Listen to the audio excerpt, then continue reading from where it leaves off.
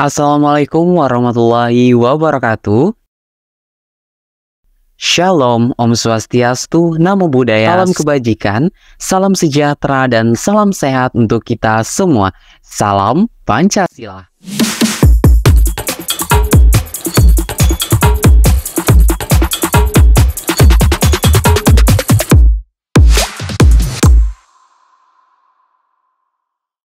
Halo sahabat CV Podcast, selamat datang di podcast kita kali ini. Ada pepatah nih yang mengatakan tak kenal maka tak sayang. Perkenalkan, saya Ahmad Syaiba yang akan menjadi pembawa acara pada hari ini. Bagaimana nih kabar dari sahabat CV Podcast kalian?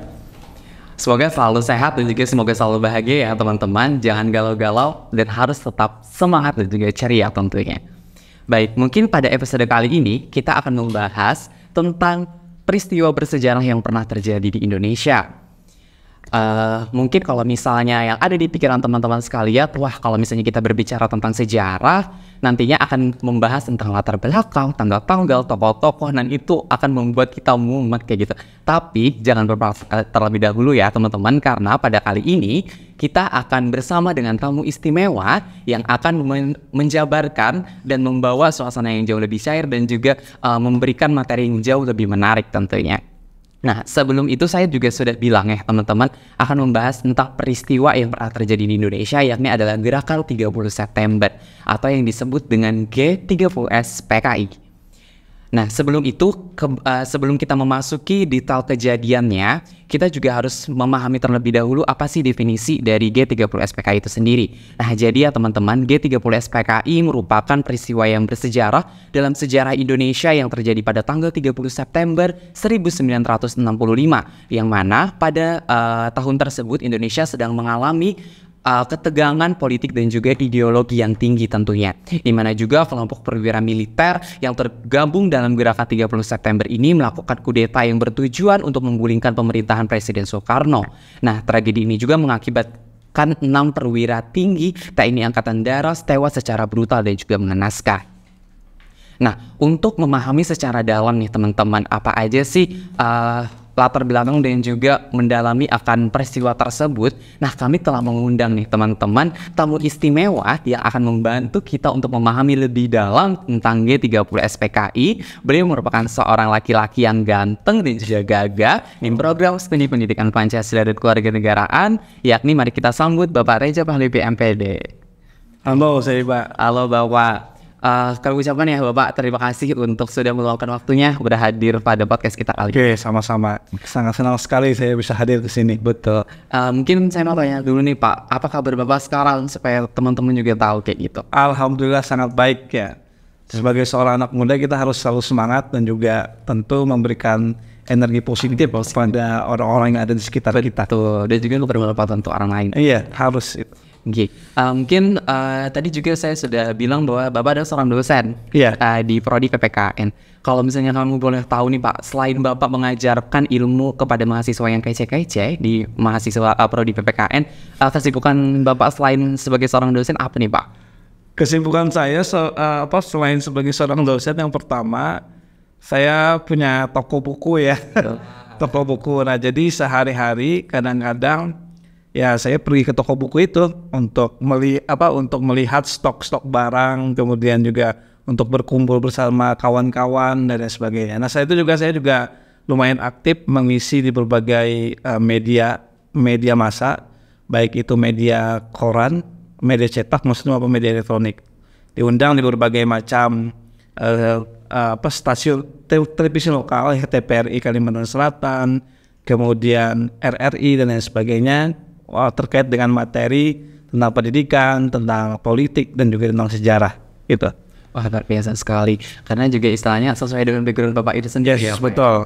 Karena juga dari PPKN, apalagi misalnya berbicara tentang politik dan juga pendidikan, tentu mahasiswa sekarang itu gencar-gencarnya untuk menimba ilmu tentang politik, karena mereka juga istilahnya, wah politiknya sangat seru kayak gitu. Apalagi nanti pada tahun depan itu kan akan terjadinya pemilu ya pokoknya. Oke, baik.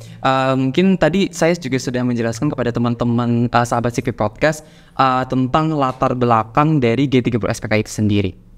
Nah, mungkin dari kacamata sejarah nih Pak, dan juga kacamata Bapak sebagai seorang tenaga pendidik, apa sih sebenarnya gerakan G30 SPKI itu sendiri? Oke, sebelum saya menjelaskan terkait dengan itu, ada satu ungkapan yang sangat familiar ya, yang sangat terkenal mungkin sering kita dengar dari seorang pendiri bangsa, yakni Bung Karno. Kalimat yang menurut saya itu sangat fantastis, jas merah. Jangan sekali-kali lupakan sejarah. Kenapa kita harus mengenang sejarah? Karena dalam rangka kita untuk menyusun masa depan. Kita harus mengenang sejarah dalam rangka kita untuk menyusun masa depan ke arah yang lebih baik lagi. Kita harus banyak belajar dari sejarah. Nah, termasuk dengan adanya peristiwa G30 SPKI ini. Nah, sebetulnya G30 SPKI ini banyak versinya. Kalau saya menginventarisir kejadian G30 SPKI ini ada 6 versi ya.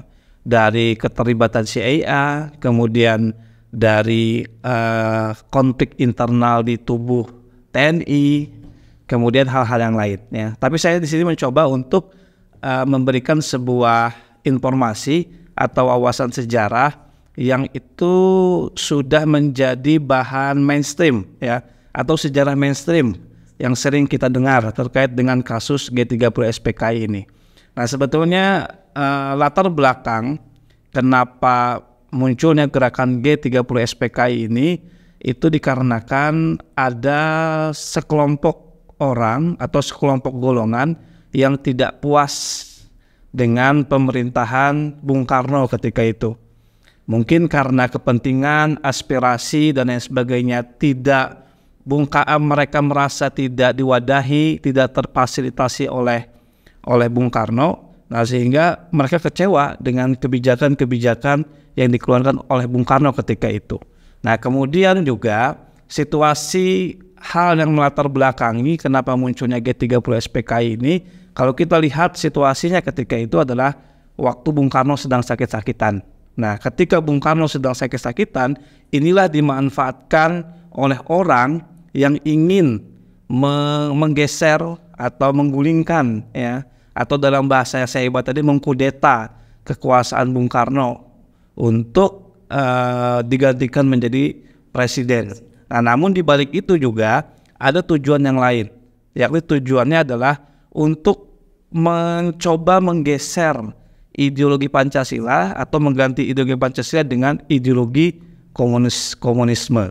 Nah, seperti yang kita ketahui kan ajaran Bung Karno ketika tahun 50 sampai tahun 65-an itu ada namanya dengan Nasakom ya. Tahu Nasakom? Nasionalis, agama, dan komunis.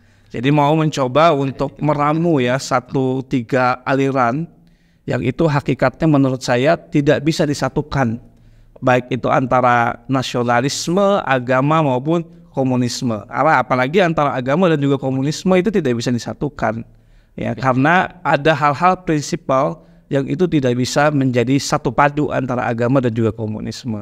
Nah, sehingga ini menjadi satu hal yang terjadi melatar belakangi karena ada orang-orang yang tidak puas dengan pemerintahan, prinsip maupun pemikiran Bung Karno dan memanfaatkan situasi kala itu. Nah, dan akhirnya terjadilah sebuah usaha ya, untuk mengkudeta dengan menimbulkan beberapa korban-korban jiwa, di antaranya 6 jenderal itu. Nah, tapi kalau kita mengacu kepada berbagai sumber, nah tentu versi dari munculnya gerakan G30 SPK itu ada berbagai macam versi ya. Tapi versi mainstreamnya seperti yang saya katakan tadi, seperti itu. Luar biasa banget ya teman-teman. Tadi Bapak ada menjelaskan tentang bahwasanya keadaan di Indonesia pada saat itu istilahnya dapat dibilang kacau balau dan tidak stabil. Yes. Mungkin kalau misalnya bagaimana sih kejadian G30 SPKI itu bisa mempengaruhi politik dan juga sosial di Indonesia pada tahun itu, Pak? Jelas begini, yang namanya PKI ya, PKI dalam rangka untuk melanggengkan prinsipnya dalam urusan bernegara. Nah, tentu mereka ingin memaksakan ideologinya itu menjadi landasan ya, landasan dalam konsep bernegara. Nah, inilah yang dikatakan oleh dalam bahasa saya itu dedengkot. Dedengkot itu apa ya? Para pionir-pionir ya, para pionir-pionir ideologi komunisme, melahirkan ideologi komunisme, misalnya Stalin ya dan lain sebagainya, bahwa usaha untuk mempopulerkan ideologi komunisme itu salah satu caranya dengan cara peperangan atau menciptakan satu suasana chaos di dalam sebuah sistem negara atau sistem politik yang sudah mapan. Nah, ketika misalnya PKI ketika itu menang, atau dalam tanda kutip ya, PKI berhasil melakukan kudeta, maka yang akan terjadi, Indonesia ini kemungkinan jatuh kepada PKI. Ya. Nah, kalau kita lihat sebetulnya PKI itu tidak lahir pada tahun 1965 saja. Kalau kita lihat sejarahnya, bahwa Partai PKI itu kan dia menjadi sebuah partai politik ya. Dia merupakan bagian dari pecahan-pecahan dari organisasi-organisasi sebelumnya. Kemudian dia membentuk satu organisasi baru, kemudian dia mendirikan sebuah partai politik namanya Partai Komunis Indonesia. Lahirnya pada tahun 1920 ya. Nah, 1920 dia dipopulerkan oleh seorang aktivis Belanda, aktivis sosialis, namanya adalah Henk Snapleit. Nah, Henk Snapleit inilah yang mencoba untuk mempopulerkan ajaran komunisme, sosialisme di Indonesia dengan cara melakukan pendekatan diskusi dengan anak-anak muda. Nah, ketika itu kan tahun 1920-an ke bawah itu kan sebuah organisasi yang cukup mapan itu ada SI namanya, Sarekat Islam. Nah, ada beberapa pentolan-pentolan dari Partai Sarekat Islam akhirnya bergabung dan mendirikan yang namanya Partai Komunis Indonesia. Misalnya ada Semaun ya, Darsono dan lain sebagainya bergabung. Nah, dan dia akhirnya menjadi sebuah Partai Komunis Indonesia yang juga menjadi satu warna mempengaruhi pada sistem politik kita kala itu. PKI ketika awal-awal pemilu ya 1955, dia mendapatkan posisi yang cukup signifikan, suaranya banyak ya, 4 peringkat ya, kalau kita rankingkan tuh antara peringkat 4 atau peringkat kelima. Nah, artinya kan banyak nih orang yang bersimpati ketika itu, karena mereka tidak menjual persoalan prinsipal. Misalnya seperti yang kita ketahui bahwa PKI komunis itu kan ideologi yang sangat materialis ya. Maksudnya materialis ini mereka tidak mempercayai dengan hal-hal yang berada di luar materi ya. Misalnya sesuatu tidak terlihat, sesuatu yang tidak bisa diraba, dan sesuatu yang tidak bisa tidak menempati ruang. Mereka tidak percaya hal-hal seperti itu. Nah, ini yang berbahaya sebetulnya dari PKI. Oke, berarti pada kondisi saat itu istilahnya Indonesia tidak stabil, dan bahkan juga orang-orang malah agak takut kayak gitu ya. Yeah. Kalau misalnya misalnya kayak pasukan Cakrabirowo itu sendiri nanti mendoktrin bahwa kayak generasi-generasi selanjutnya itu terdoktrin oleh mereka sendiri. Itu sebetulnya tujuannya. Jadi PKI itu ya pengen melanggengkan ajarannya, pengen melanggengkan ideologinya. Indonesia ini tidak lagi menggunakan Pancasila, tapi menggunakan ideologi komunisme ya. Tanpa harus berketuhanan yang Maha Esa. Iya, karena kan gitu ya, seperti saya katakan tadi, prinsip yang berbahaya dari ideologi komunis itu yang mereka sangat material ya, sangat material pemikirannya. Mereka tidak mempercayai akan adanya Tuhan gitu. Karena kan Tuhan sesuatu yang berada di luar material, di luar nalang lah ya. Di mana Tuhan, sehingga mereka tidak mempercayai hal-hal seperti itu. Nah, pada awalnya orang-orang yang bergabung pada PKI, ada orang-orang yang bergabung dalam organisasi-organisasi yang berhaluan komunis ya. Pada awalnya mereka itu hanya mencoba untuk melawan kolonialisme ya. Kolonialisme itu kan bentuk dari imperialisme ya. Dalam bahasa kasarnya itu adalah bentuk kapitalisme.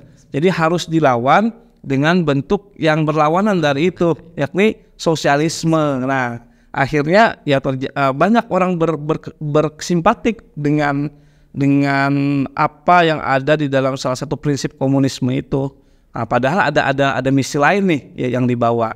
Ada tujuan lain. Ya, ada tujuan lain. Nah, maka dari itu ya banyak orang yang mengatakan bahwa ideologi komunisme, marxisme dan sejenisnya ini harus kita lawan karena itu tidak berkesesuaian dengan nilai-nilai kultur, nilai-nilai budaya dari bangsa kita. Apalagi ideologi kita ya gitu. Iya, betul.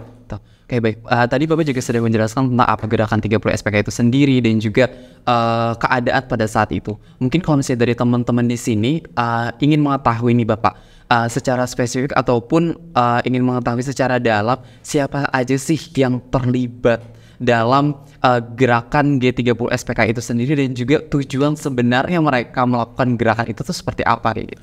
Yang pertama, siapa saja yang terlibat ya. Kalau kita lihat nih film G30 SPKI kan, ketika awal reformasi film itu sempat dilarang untuk diputar karena diduga enggak diduga lagi ya, karena dinilai oleh para pakar sejarawan dan juga para saksi yang masih hidup, film itu sebetulnya memutarbalikkan fakta ya sebetulnya.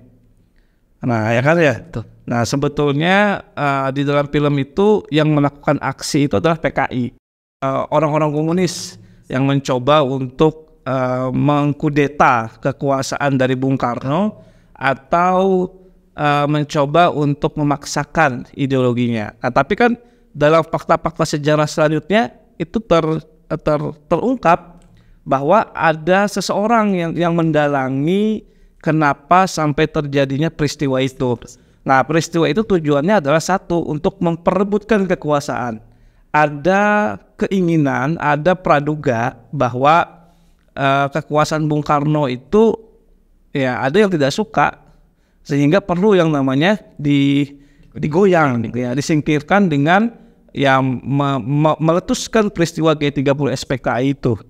Nah, itu juga kan yang pada akhirnya membuat Bung Karno lengser ketika pidatonya di depan MPRS tahun 1966 ditolak karena peristiwa itu, dan secara terpaksa Bung Karno akhirnya mundur dari jabatannya sebagai presiden dan digantikan oleh Pak Harto melalui surat perintah Super Semar ya, yang kita kenal hari ini. Nah ini juga menjadi salah satu tujuan utamanya adalah yang pertama tadi untuk menggulingkan kekuasaan Bung Karno. Nah kemudian yang kedua itu versi yang kedua ya, yakni untuk melanggengkan ideologi komunis menggantikan dengan ideologi Pancasila.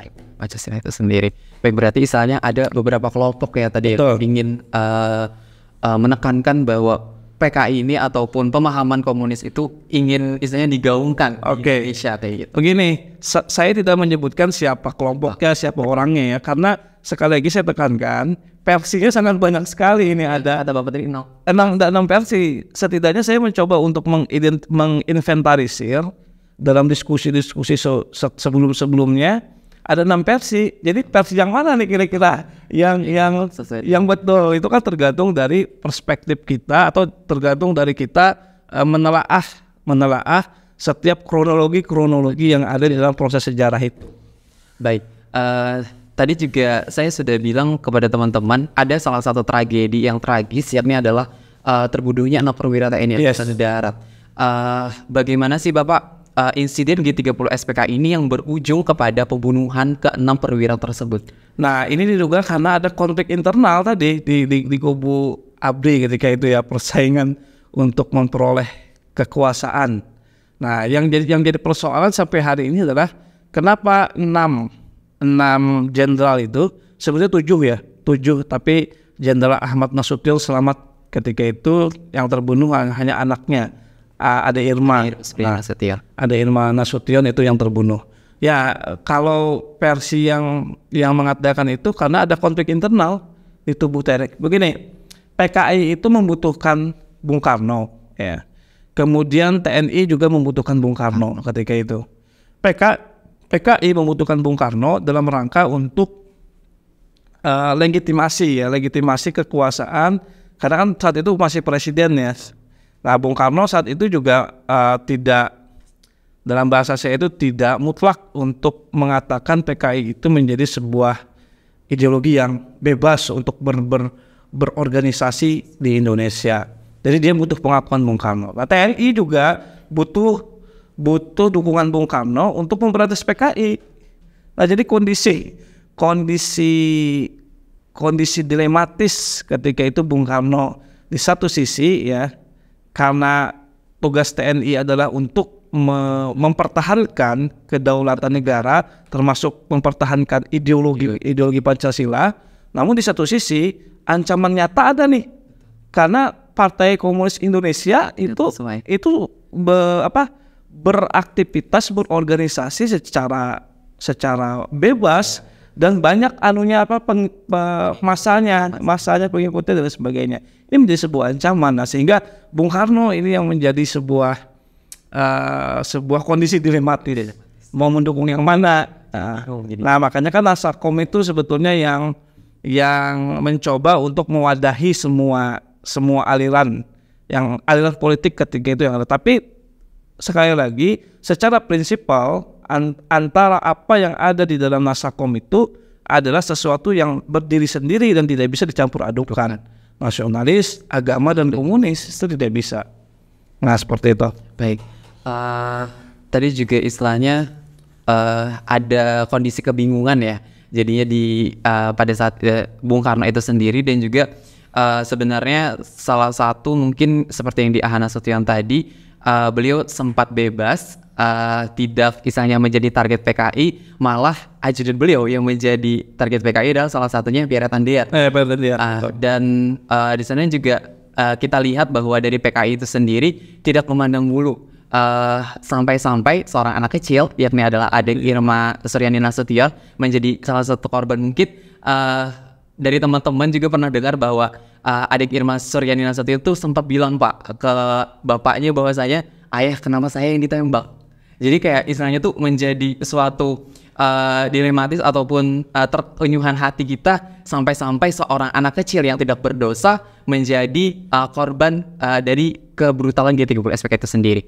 Mungkin kita berbicara lagi ke Orde Baru ataupun politik nih, ke pemerintahan. Bagaimana sih pemerintahan Orde Baru yang dipimpin oleh Jenderal Soeharto pada saat itu menanggapi G30 SPKI, dan apa yang terjadi kepada PKI setelah itu? Begini, ketika tahun 65, ketika peristiwa G30 SPKI itu yang jadi presiden masih Bung Karno ya. Pak Harto setelah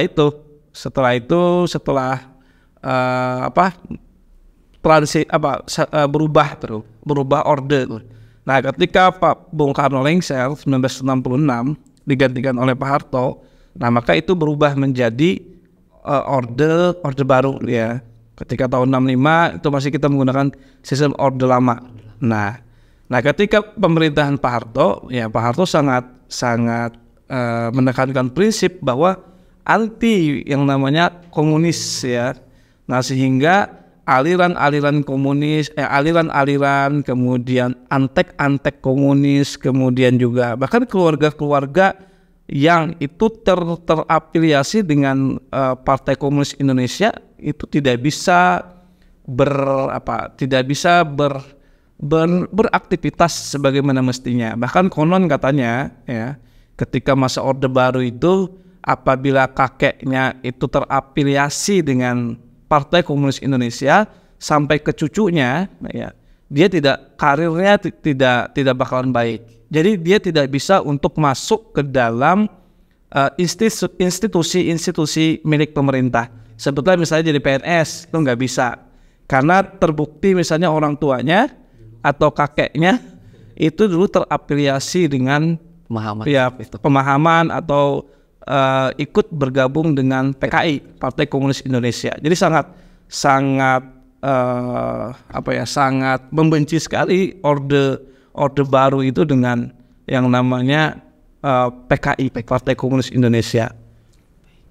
Oke, baik, berarti istilahnya setelah itu ada tindakan untuk orang-orang yang istilahnya tergabung yang terafiliasi terhadap hal tersebut, sehingga istilahnya untuk masa depannya lah istilahnya untuk anak-anak cucunya itu jadi apa ya, jadi tidak ada gambar masa depan seperti itu. Nah ketika itu juga muncul sebuah TAP MPRS ya, TAP MPRS yang melarang setiap aktivitas pendirian kemudian perilaku ajaran yang itu berbau komunisme, Leninisme, Marxisme itu diajarkan atau disosialisasikan atau di apa dan sebagainya. Tapi kita dalam ranah akademik, dalam ranah perkuliahan, dalam ranah akademik mempelajari hal-hal seperti itu wajib, ya, wajib.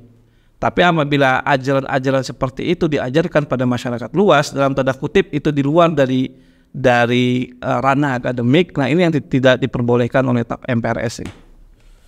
Baik Bapak. Mungkin kalau misalnya kita berbicara lagi tentang G30 SPKI itu sendiri, ada istilahnya menjadi penutup kisah dari G30 SPKI adalah tragedi Lubang Buaya. Yes. Di mana ke-6 perwira tersebut ditemukan di sana. Mungkin apa sih Bapak yang menjadi latar belakang kontroversi seputar peristiwa tragedi Lubang Buaya dan juga apa implikasinya terhadap perspektif masyarakat pada saat itu? Lubang buaya itu kan sebuah lubang ya. Mungkin waktu saya kecil dulu ketika mendengar istilah lubang buaya ketika belajar SD, SMP ya sampai SMA itu ada buayanya di depan di dalamnya, padahal tidak. Itu adalah sebuah perumpamaan ya. Karena hampir semua jenazah 6 jenderal ya itu dimasukkan ke dalam lubang itu, lubang yang sangat kecil, kemudian dimasukkan ke dalam situ. Nah sehingga kalimat itulah yang kemudian disematkan menjadi istilahnya lubang buaya. Nah kalau menyikapi persoalan itu sebetulnya peristiwa G30 SPKI ini adalah peristiwa yang menjadi momentum peringatan berduka sebetulnya, berduka ya, atau berkabung. Kenapa berkabung? Ya tadi, karena pada tanggal itu banyak korban jiwa yang ada dikarenakan peristiwa G30 SPKI itu. Nah makanya pada sehari setelahnya kan diperingati sebagai Hari Kesaktian Pancasila 1 Oktober. Nah sebetulnya Hari Kesaktian Pancasila itu bukan menjadi momentum bahwa Pancasila itu sakti, bukan. Itu adalah sebuah peringatan bahwa kita pernah mengalami masa berkabung, masa berduka karena kita pernah melakukan aktivitas yang itu hakikatnya aktivitas yang tidak baik, yakni perang ya. Dalam bahasa saya perang dengan sesama. Kalau zaman kolonialisme kita perang dengan Belanda, kemudian dilanjutkan dengan perang dengan Jepang, tapi ketika peristiwa 65 kita perang dengan saudara kita sendiri yang berbeda prinsip, yang berbeda ideologi. Ini menjadi sebuah hal yang harus diperhatikan dan juga diresapi agar kita nih sebagai penerus-penerus bangsa tidak lagi melakukan hal-hal yang demikian. Nah seperti saya katakan di awal tadi, kita harus belajar sejarah. Kenapa kita harus belajar sejarah? Agar kita bisa menata masa depan ke arah yang lebih baik lagi. Kita belajar bagaimana sejarah sudah mengajarkan banyak peristiwa-peristiwa berdarah yang terjadi di bangsa ini. Nah dengan harapan di masa depan hal-hal seperti itu bisa kita manage dan tidak terjadi lagi. Itu yang paling penting sebetulnya, pesan dari setiap sejarah-sejarah kelam yang terjadi pada bangsa ini. Begitu. Luar biasa sekali ya teman-teman.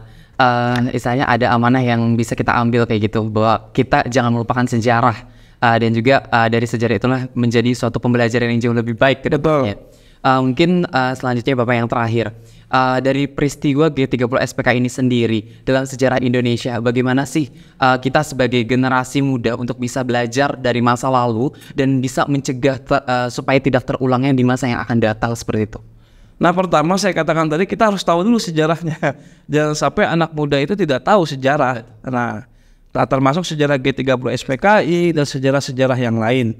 Karena ini menjadi sebuah penambahan nilai literasi dan juga penambahan wawasan kita. Semakin banyak literasi, semakin banyak wawasan kita, maka akan membuat kita semakin semakin bijak ya dalam berpikir, bijak dalam bertindak, dan bijak dalam melakukan hal apapun. Nah, termasuk juga kita sebagai anak muda nih ya, kita harus tahu, minimal tahu lah. Tidak dalam nggak apa-apa, yang penting tahu bahwa pernah terjadi ini, pernah terjadi ini, pernah terjadi. Jangan sampai sebagai seorang anak muda itu buta terhadap sejarah bangsa. Ditanya kapan kemerdekaan, nggak tahu siapa pahlawan yang terlibat, siapa korban ya dari TNI yang tewas ketika peristiwa itu, nggak tahu lah. Sangat disayangkan ya, begitu. Baik, mungkin untuk PR kita sebagai generasi muda ya teman-teman, kita harus mengetahui sejarah dan juga istilahnya zaman sekarang ya Pak ya, berbagai macam teknologi berbeda dengan zaman dulu, itu istilahnya informasi mudah kita dapat dan juga ada harus penyaringan dari kitanya juga. Betul. Apapun pemahaman ideologi yang masuk kita juga harus kita saring, jangan kita teguk mentah-mentah kayak betul. Gitu. Baik, mungkin itu tadi Pak pertanyaan terakhir untuk podcast kita kali ini. Demikianlah podcast kita pada hari ini yang berkaitan dengan gerakan 30 September yang pernah terjadi di Indonesia. Semoga informasi yang diberikan oleh Bapak Reja Panlepi MPD bisa memperluas wawasan kita semua tentang sejarah yang ada di Indonesia, sejarah kelam yang ada di Indonesia. Bukan kita melupakan sejarah akan hal tersebut, tetapi menjadi pembelajaran yang jauh lebih baik.